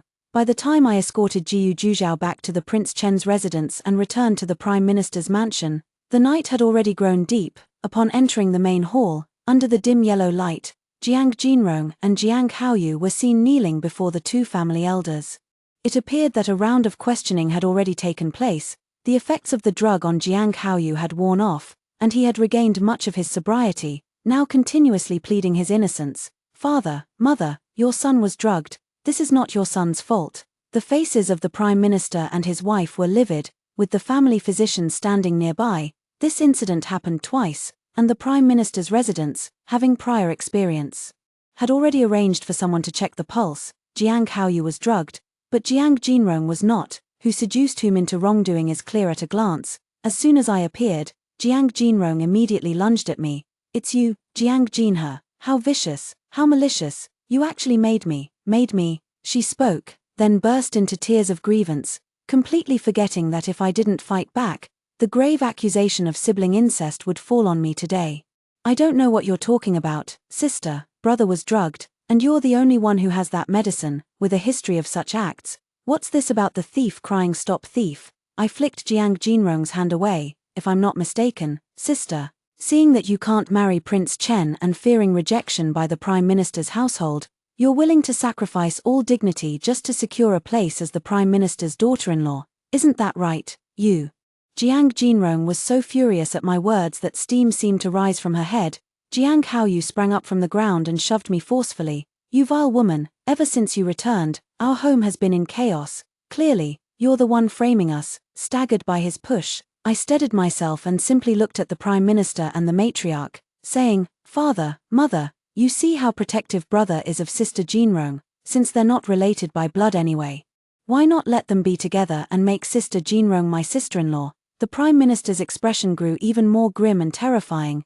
Jiang Haoyu was the only male heir of the Prime Minister's household, and moreover, the legitimate son, for his marriage. The Prime Minister had long favored the daughter of the Marquis of Dingen, or at the very least, a legitimate daughter from a ducal family. Only such a well-matched union could strengthen alliances and solidify the Jiang family's position in the imperial court. The marriages of aristocratic families have always been games of interest and power. The Prime Minister, having weathered the ups and downs of the court for many years, had reached an age where he hoped to climb one more step up the ladder through his children's marriages. Now, all his plans were ruined by an adopted daughter, and he was utterly heartbroken. Jiang Jinrong, reminded by me, also realized that marrying Jiang Haoyu was her only viable path forward. She had originally hoped to usurp my position, or at the very least, become a favored concubine in the prince's household, but Prince Chen witnessed that scene today and must have already grown disgusted with her. After that commotion at her coming-of-age ceremony, her reputation was in tatters. No respectable young man from a noble family would be willing to marry her now. "Father, mother, since things have come to this, I'm willing to marry Brother Haoyu," she cried while acting coquettishly. They had no idea that the Chancellor and his wife were already on the verge of furious breakdown. Jiang Haoyu was both shocked and delighted to hear Jiang Jinrong's words, and he quickly declared, "Father, mother, why don't I just marry Jinrong, after all? She's an adopted daughter, raised under your eyes since childhood. You know her inside out. Wouldn't such a daughter-in-law put your minds at ease?" "Outrageous. You're utterly outrageous." The Prime Minister was furious. The mistress could bear it no longer. She suddenly rose from her seat and delivered a resounding slap across Jiang Jinrong's face. Jiang Jinrong was stunned by the blow. "From childhood till now, I have never laid a hand on you. Not even when I learned you were not my own flesh and blood, I couldn't bring myself to blame you. Jiang Jinrong, you were born to a prostitute, yet you've enjoyed 18 years of luxury and pampering in my Prime Minister's residence. My husband and I painstakingly raised you to be a noble lady, planned your future, and treated you even more dearly than our own daughter. And how have you repaid us? At your coming-of-age ceremony, you schemed against the crown prince, gambling with the lives of the entire Jiang clan. Now you're plotting against your foster brother. Do you want to ruin my son's future and destroy the Jiang family's century of effort? You ungrateful viper. I should never have been soft-hearted back then. I should have thrown you out of the house." I watched this mother-daughter confrontation coldly, feeling nothing but scorn. When they recognized me, they couldn't bear to drive Jiang Jinrong away. At the coming-of-age ceremony, they couldn't bear to hold Jiang Jinrong accountable for her major mistake. Now that Jiang Jinrong has harmed their precious legitimate son and shaken the foundation of the Jiang family, the parents are finally panicking. So you see, the rod must strike where it truly hurts, otherwise, no one will ever truly understand your suffering. Upon hearing his mother's intention to expel Jiang Jinrong, Jiang Haoyu immediately defended her. "If you're going to drive Jinrong away, then drive me out too. The Prime Minister, his chest heaving with anger, kicked Jiang Haoyu fiercely, then suddenly vomited a mouthful of blood and collapsed backward. Another one felled by rage. The Jiang residence was thrown into chaos. In the cold early morning breeze, Jiang Haoyu and Jiang Jinrong were made to kneel in punishment in the courtyard. A single dim light flickered in the room as I took the warm bowl of medicine and approached the Prime Minister's bedside. "Father, drink your medicine. The imperial physician said your condition is due to sudden emotional distress, just like Prince Chen's symptoms. This medicine will help you recover." The usually strong-willed Prime Minister now looked weary and aged. I carefully fed him the medicine and wiped the traces from the corners of his mouth. This scene did not escape the notice of the matriarch. Suddenly, the Prime Minister grasped my hand tightly, his eyes brimming with tears. "Here, your father was wrong. I shouldn't have favored an outsider and neglected my own flesh and blood, such a good daughter." The mistress also stepped forward, wiping her tears, and said, "It's all our fault as parents. We were blinded by foolishness and actually favored such an ungrateful wretch." They held my hands, sincerely repenting, apologizing, and begging for my forgiveness. So they did know how they had treated me unfairly, neglected me, and been harsh to me before. They weren't truly remorseful. They just saw that Jiang Haoyu was about to be ruined and Jiang Jinrong was so despicable. All the family's hopes now rest solely on me, their daughter who is soon to be a royal consort. "Father, mother, your words shame me. I understand your hardships and difficulties, and I dare not harbor any resentment." I had learned to speak such considerate words, which only made the couple feel more ashamed. The matriarch shook her head in confusion. "Even Prince Chen has witnessed this matter. How can we possibly resolve it?" The Chancellor pressed his temples and said, "In any case, Jiang Jinrong absolutely cannot stay in the Chancellor's residence any longer. Perhaps you should listen to your daughter's advice." I seized the moment to speak. Brother developed feelings for Jiang Jinrong because they grew up together and were too close. All we need to do is separate the two of them. "Tell me more in detail." "Here. My humble opinion is to have His Highness the Prince transfer my brother to the border for 2 years of tempering, allowing him to reflect on his mistakes while also making contributions. Keeping him solely in the golden nest of the imperial city would not benefit his future prospects." "Reasonable. And what about Jiang Jinrong?" The Prime Minister seemed unwilling to let her keep the Jiang surname and corrected himself. "How should we deal with that adopted daughter? Sister Jinrong has been in the imperial city for many years and has gained some reputation. If the Prime Minister's residence directly expels her, it might invite criticism and censure." I smiled and said, "How about arranging a marriage for her and sending her far away to wed? This way, our Prime Minister's household would have done our utmost with benevolence and duty." The Prime Minister looked at me with admiration in his eyes. "Here is truly my own daughter. Adept at strategizing and maneuvering, she has the same brilliance I had in my youth." The matriarch said proudly, "The daughter I bore for you could never be anything less than exceptional." In an instant, they seemed to have grown exceedingly affectionate toward me. "But where can we arrange a marriage in such a short time?" I smiled and said, "That scholar Zhong Wenshuan, who reported Duan Yuan the other day, though his family is poor, he's quite upright and honest."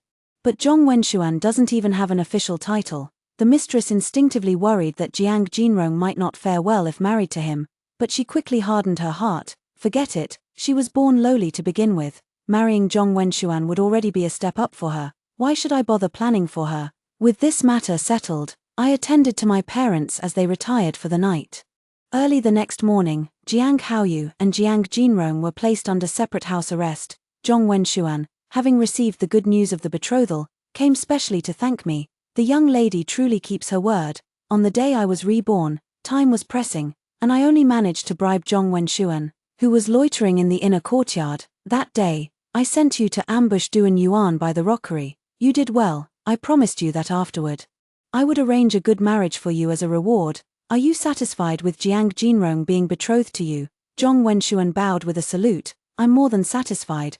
Though she's a fake heiress, she was still meticulously raised by the Prime Minister's household. Consider this humble scholar reaching above his station." Zhong Wenshuan had failed the imperial examinations for years. His entry into the Prime Minister's residence to study was entirely due to his sycophantic flattery. He was slightly smarter than Duan Yuan, but in terms of family background, talent, and character, he was merely a second Duan Yuan. In my previous life, Jiang Jinrong deliberately chose a social climber to tarnish my reputation. Now, I'm returning the favor in kind. After arranging everything at home, I brought some homemade snacks to the Prince Chen's residence. Jiyu Juzhao was truly heartbroken, lying on the bed with his eyes closed, resting, seeing me enter. He propped himself up and silently watched as I ladled the white fungus soup into a bowl. I fed him a spoonful, and he asked in return, "Did you forget to add sugar?" I quickly took a taste myself. "My apologies, Your Highness, I forgot the sugar again," he quipped. "Don't you young girls just love sweets? How could you forget to add sugar? When I was little and lived with my foster mother, she wouldn't let me touch the sugar at home, saying it was too expensive and I wasn't worthy of it." I casually brought up this past memory, inadvertently revealing both wrists. Jiyu Juzhao indeed noticed an old scar on my arm. He grabbed my wrist and asked intently, "Back then, I was too lost in passion to notice such an old scar on you. Who hurt you?" I hesitated. "My lord, please don't ask. I fear speaking of it would only soil your ears." "Speak," he commanded as if giving an order, and only then did I relent and say, "That day, my sister declared in front of everyone that I was raised by a prostitute. She wasn't slandering me. My foster mother, Jiang Jinrong's birth mother, was indeed a dancing girl from a brothel. Back then, she became pregnant with a client's child and couldn't find the father. Using her connections as the top courtesan, she learned that the Prime Minister's wife would be going up the mountain that day, so she paid a group of men to disguise themselves as bandits and force the pregnant Prime Minister's wife into a dilapidated temple. In that temple, both women gave birth. My foster mother switched the babies, securing a bright future for her own child, while I was left to follow her and scrape by in life. I traced the scar with my fingers. When I was 8 years old, she was assaulted by a customer. I rushed in to protect her and got my arm sliced by flying shards from a shattered vase. The wound was deep. Afterward, my foster mother scolded me, saying my arm had become ugly and I'd never dance beautifully again. Later, she grew tired of my timidity and sent me to perform dances on the streets for money. I still remember that day, clumsily dancing in the street when the Chancellor's daughter happened to pass by on an outing. Her carriage was so magnificent, adorned with feathered wind chimes, and as it passed, the scent of orchids lingered in the air. I stole a glance at the Chancellor's daughter inside the carriage. She wore glass flowers in her hair, a golden gauze dress with pink hues, and was playing with a fluffy rabbit in her hands. I was utterly mesmerized. The nanny covered my eyes and sternly warned me, saying she was a noble young lady, not someone of my kind to peek at. She forbade me even to envy, because I would never deserve such a life. Yet, within a few days, she pointed at the towering Prime Minister's residence and said if I danced well enough, I could enter and perform for that very noble young lady, earning some reward. Later, I realized she only missed her own daughter and wanted to force me to perfect my dancing, so she could take me into the Prime Minister's residence to see her real daughter. And the condition for entering the Prime Minister's residence was that she wanted me to scar my own face. I paused at this point and asked with a smile, "Your Highness, have you never seen me dance before?" I rose from the bed, gracefully extending my arms, revealing those scarred with old wounds, and began to twirl in a dance. But before I could complete more than a couple of steps, Jiyu Juzhao embraced me from behind. "I'm sorry, Jin He." He nestled against my shoulder and murmured an apology. "I shouldn't have let those people use your past pain to humiliate you that day. Jiang Jinrong stole your life. I shouldn't have allowed her to hurt you again." My throat tightened, and I said softly, "I'm fine. Look, the bitterness has passed, and sweetness has come. In truth, my feelings for the prince are no less than Jiang Jinrong's." I whisper softly, "Do you know how I was recognized and brought back to the Prime Minister's residence? It was when you purged the corrupt Shen family in court. And the brothel where my foster mother worked happened to be the Shen family's hideout for disposing of stolen goods. That day, when the officers investigated the brothel, the leader was my mother's brother, the chief of the Dali temple. My uncle noticed that I bore a striking resemblance to my mother when she was young, which aroused his suspicion. He followed the clues and eventually recognized me, bringing me back to the Prime Minister's residence. I am truly grateful to His Highness Prince Chen in my heart." Only then did Jiyu Juzhao learn of this matter. He looked at me with surprise and delight. "So we were fated from the beginning. We almost missed each other." He cupped my face and gently kissed me, a kiss filled with heartache and remorse. When a man begins to feel heartache for you and remorse toward you, it won't be long before he falls in love with you. I didn't tell Jiyu Juzhao that when the brothel was in chaos, the madam, fearing I might be seen by the officers, tried to stop me. At that moment, all I wanted was to escape her control as quickly as possible. So when she held me tightly in her arms, in a moment of madness, I pulled the hairpin from her head and stabbed it into the back of her skull. Then, in a panic, I fled and ran straight into the arms of the official handling the case. He was utterly shocked by my appearance. Later, I learned that the minister of the Court of Judicial Review was my birth mother's brother. At 17, I was the spitting image of my birth mother in her youth. The efficiency of the Chief Justice of the Delhi Temple in handling cases was extremely high, and soon it was confirmed that I was the true daughter of the Prime Minister's household. The true daughter possessed many things, for instance, the marriage contract with the Prince of Chen's residence, which had been arranged since my birth. I held Jiu Ju Zhao tightly in my arms, embracing not just the man I had long admired, but also my bright future. I was merely reclaiming what rightfully belonged to me. After that day, Jiu Ju Zhao never inquired about Jiang Jinrong again. 2 days before the wedding, Jiang Haoyu was abruptly transferred to the eastern border by the Chen Palace and ordered to depart immediately. Military orders are hard to defy. At the break of dawn, under the watchful eyes of his parents, Jiang Haoyu reluctantly joined the army. The day before the wedding, Jiang Jinrong learned that a marriage had been arranged for her. The maid deliberately left her words half-spoken, leading Jiang Jinrong to mistakenly believe she was to marry Jiang Haoyu. When I entered the attic, she was excitedly trying on the wedding dress and crown that had been delivered. These wedding dresses and jewelry are simply too perfunctory. Jiang Haoyu is the sole heir of the Prime Minister, and I am to be the mistress of the Jiang family. Even if time is pressing, how dare you treat me with such neglect?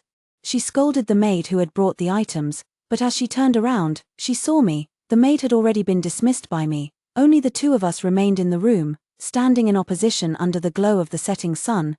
Jiang Jinrong immediately recognized me and set down the jewelry. Jiang Jinhe, how dare you show your face here? I smiled and retorted, why wouldn't I dare? It's not me who's guilty of wrongdoing. You're the one who drugged Jiang Haoyu, aren't you? Jiang Jinrong's eye twitched, her gaze turning venomous. I exposed her scheme from that day. You deliberately had him provoke me, then used the pretext of an apology to lure me over. Jiang Haoyu was drugged and lost his senses, and is incredibly strong. Once I entered that room, you would have locked the door from the outside. Then, when the time was right, you would have alerted father, mother, and Prince Chen, making me the sinner who committed incest with my own brother. Not only would father and mother despise me, but the marriage arrangement with Prince Chen's household would also be ruined. Sister, what a vicious mind you have. I mockingly looked her up and down. Do you know why I could see through your scheme so easily? Because I've witnessed such tricks countless times in the brothel since I was old enough to remember. You grew up in the Prime Minister's residence, yet you've mastered these despicable tactics without being taught.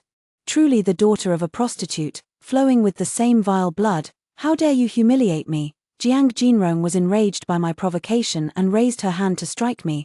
I intercepted her wrist and slapped her back instead. Jiang Jinrong, remember this, everything I've done to you is simply giving you a taste of your own medicine.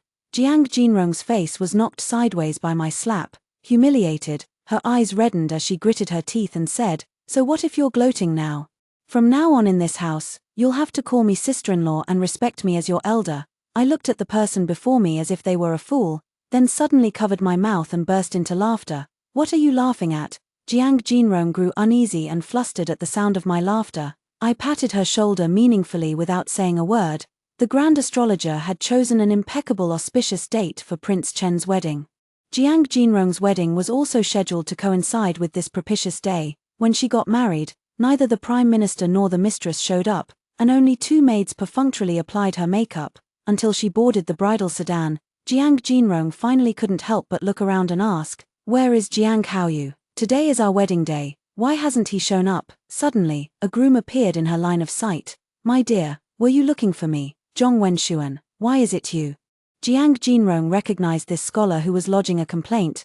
My lady, you jest. If it's not me, then who could it be? Zhong Wenshuan cheerfully took Jiang Jinrong's hand and sniffed it. My lady, you smell so good. How dare you? Jiang Jinrong pulled her hand away and angrily slapped Zhong Wenshuan. Today is my wedding day. Aren't you afraid Jiang Haoyu will banish you from the Prime Minister's residence? You mean the eldest young master? He enlisted in the army long ago. Departed the day before yesterday, and is already at the border by now. Jiang Jinrong was incredulous. You're lying. If he's not here, who am I marrying? Zhong Wenshuan froze for a moment, rubbing his hands together. Does my lady not know yet? The man you're marrying today is me. The Prime Minister has long since betrothed you to me. Tonight shall be our wedding night. Jiang Jinrong's eyes widened in disbelief. Impossible. My parents would never abandon me like this. And Jiang Haoyu wouldn't dare betray me like this. My dear wife, your reputation is already ruined. No one in the Prime Minister's estate is willing to protect you anymore. Your only destiny now is to become Zhong Wenshuan's wife. No, no, I demand to see the Prime Minister. I demand to see the mistress. Jiang Jinrong wanted to flee to the front hall but was blocked by the wedding procession. The leading matron said, "The front hall is for the wedding of Prince Chen and Princess Chen. You, an outsider, don't even think of ruining the Prime Minister's grand occasion. An outsider? I am the legitimate daughter of the Prime Minister's household." The matron sneered. "The Prime Minister's household has only one true daughter, and that is Jiang Jinhe. You're just a counterfeit that was swapped in. The Prime Minister can no longer tolerate you. You're no different from an outsider. If you know what's good for you, leave the Prime Minister's residence in the bridal sedan. Otherwise, don't blame us for driving you out and humiliating you." Jiang Jinrong belatedly realized that she had been completely abandoned by the Prime Minister and his wife. She guessed that her actions against Jiang Haoyu this time had brought disaster, but in the past, even when she made serious mistakes, her parents would at most ignore her for a day before coming to comfort her. Why was this time different? Why was it different? The old matron cut straight to the point. "Having occupied the position of a noble lady for so long, have you forgotten you're just a wild dove usurping another's nest? Drag her onto the bridal sedan chair immediately, don't miss the auspicious hour." The servants half-dragged, half-carried Jiang Jinrong onto the sedan chair. As she struggled and resisted, her phoenix crown became disheveled. Hearing the lively music from the front hall, she screamed hysterically, "This can't be happening. I'm the cherished daughter of the Prime Minister's household. I'm the beloved of Prince Chen. At the very least, I should marry the Prime Minister's legitimate son. How dare you treat me like this? Father, mother, your daughter is so wronged. How could you be so cruel? How could you be so cruel?" the matron said impatiently. "Gag her mouth." Zhong Wenshuan personally took a square cloth, pinched Jiang Jinrong's chin, and gagged her mouth. He said with a smile, "Don't delude yourself with thoughts of being the Prime Minister's daughter or the Princess of Chen anymore. Those belong to someone else now." He patted Jiang Jinrong's cheek. "You're the perfect match for me." In the end, Jiang Jinrong was trussed up and stuffed into a cramped bridal sedan chair. The small wedding procession of just over a dozen people half-heartedly played their instruments as they passed the Prime Minister's residence. Jiang Jinrong desperately craned her neck to look out. The grand entrance of the Prime Minister's mansion was adorned with lanterns and decorations, bustling with guests and filled with laughter. Amidst the crowd's cheers, Prince Chen carefully lifted the Prime Minister's daughter, adorned in gold and jade, refusing to let his bride take a single step as he carried her directly onto the 6-horse-drawn, canopied wedding carriage.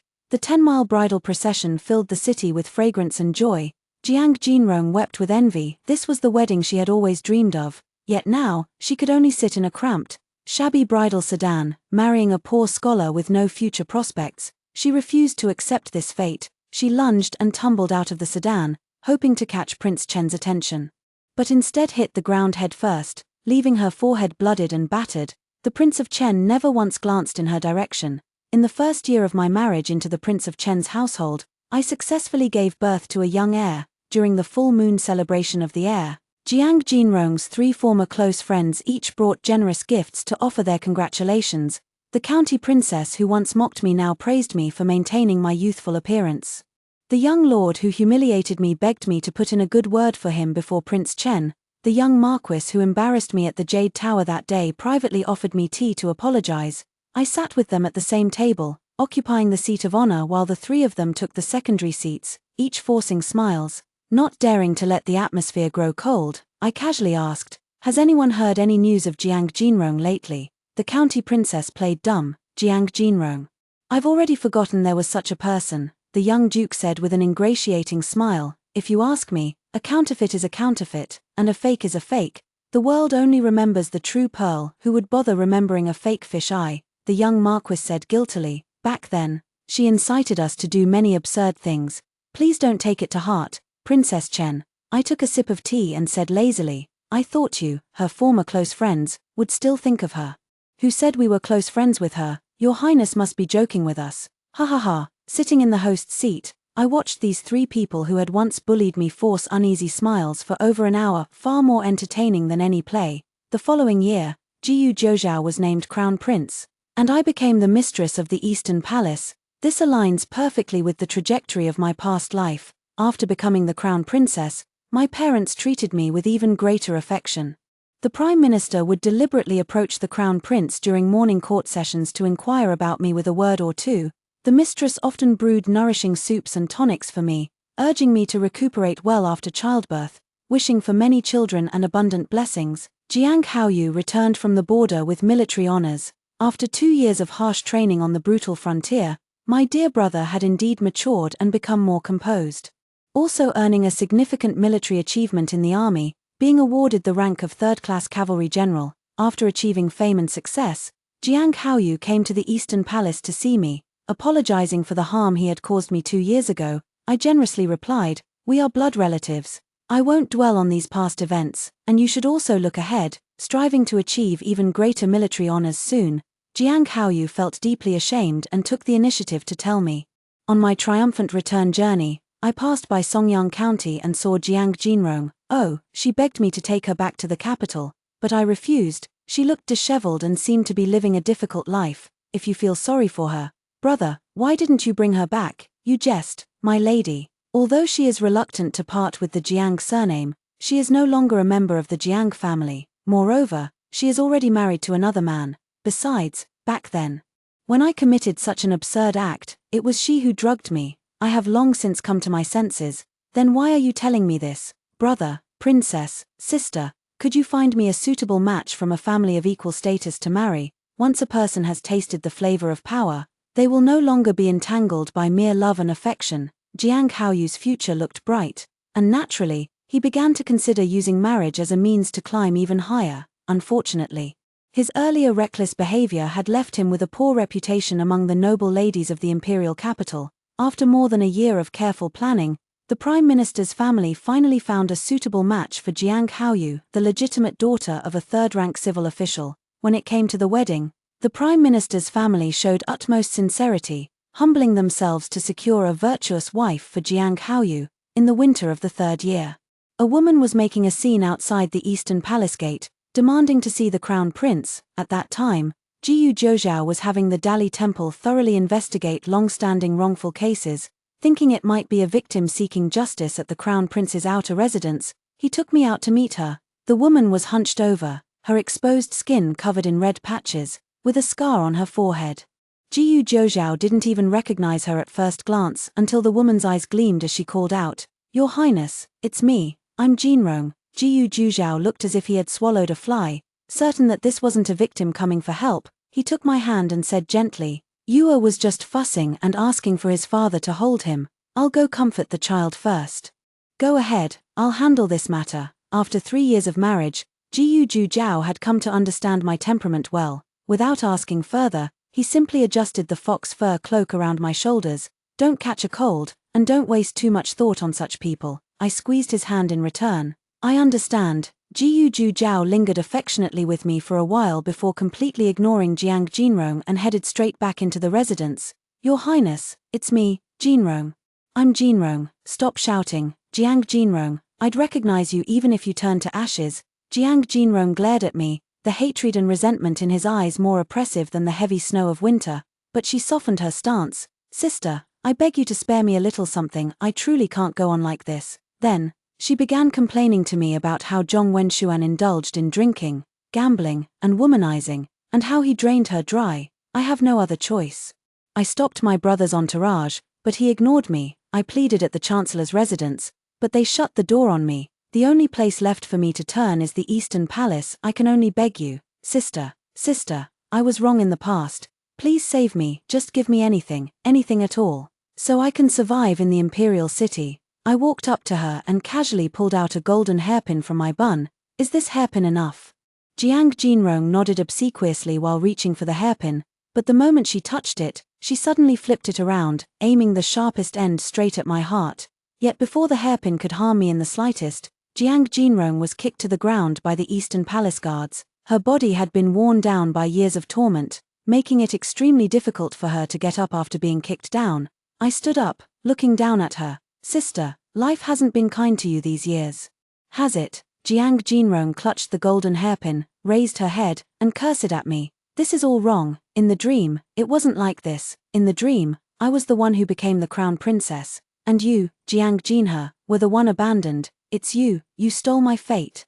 All this glory and wealth were supposed to be mine, the title of the Prime Minister's daughter was mine, the Prince of Chen was mine, and the Crown Prince was mine too. Seeing her behavior like this, I guessed she had already regained memories of her past life. When did you remember? Jiang Jinrong touched the scar on her forehead and met my gaze. 3 years ago, on the day of my wedding, I fell and broke my forehead, and then I remembered everything. Good, I said with a smile, I was afraid you wouldn't remember. For these 3 years, you must have been thinking, everything she has should have been mine.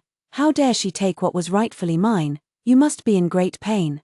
Lying awake night after night with resentment, and just thinking about it during the day makes you so angry you could vomit blood. Though alive, you suffer the torments of the damned, isn't that so? Jiang Jinrong stared at me in horror, as I had almost perfectly described her inner turmoil. As for why I knew so clearly, because I too have personally experienced it, being the true heiress yet living 18 years of a lowly life. I want Jiang Jinrong to fully understand what she once possessed.